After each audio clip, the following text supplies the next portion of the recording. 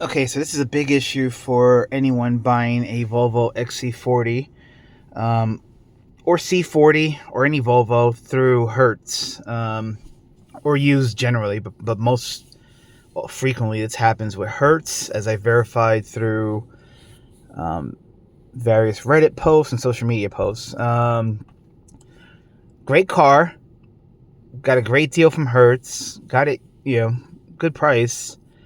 But I'm unable to use the Volvo app. I'm unable to register with the Volvo app, even though the car is mine.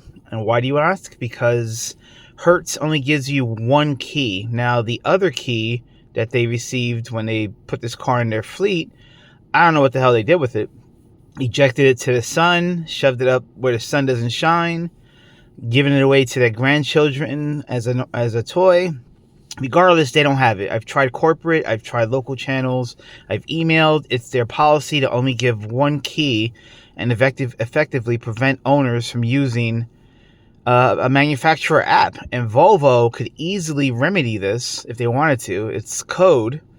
I can understand why they would want all keys present, but there should be a feature that allows the owner, again, allowing the owner some agency in the ownership of their vehicle, to remove any keys that aren't in their possession.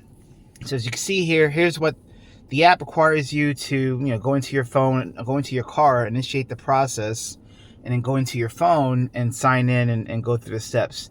And at a certain point, you need to put all keys that are registered to the car and in their cloud key here underneath the garbage can or inside the garbage can. You don't necessarily have to lift this out, because if you do, everything you sent to console will spill over.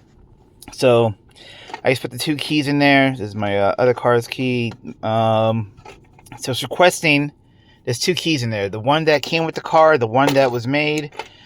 The third key needs to be removed, and that's the whole process, because the car needs to be put on a battery tender to keep it at a specific voltage during the process. You can't use a jump pack.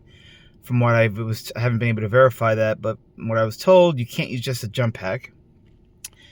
In order to remove the keys, the whole process is very battery intensive, and your battery voltage will drop down to a dangerous level during the process. So you need a tender, from what I understand. Anyway, going back to Volvo, it shouldn't be that hard. The dealers want to charge you, $300 to remove a key. That literally takes 30 to 40 seconds, because it really does take that long to do it within the Vita suite. What Volvo can do to make this easier is just give the owner an option to remove any keys that are not in their possession. All registered keys need to be in here. Any key that's not available will be lost. Let the owner know it will be lost, and they will have to order one through the dealer, right? So either way, the dealer makes money.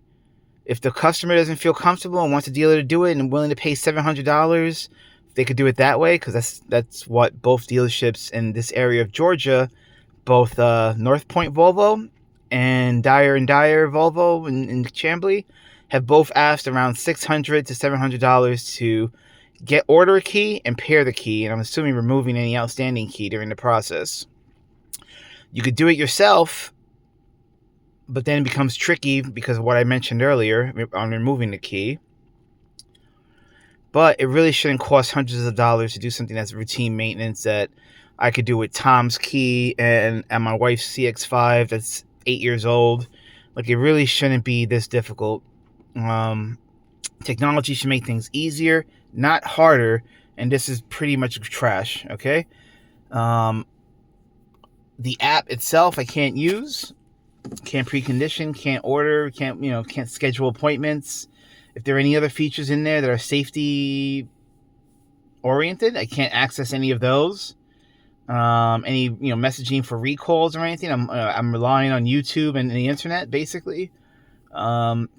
So this message goes directly to anyone who has a direct line to Volvo or just other Volvo owners. Maybe we can demand more of this, because this is just easy coding. Giving the owner an ability to remind them, hey, by the way, just like when you reformat your phone or reformat your PC or reformat any device, that gives the owner an option and a warning of what it might cost them to go ahead with it. That should be the same here with any keys. So it is ridiculous. Volvo, do better.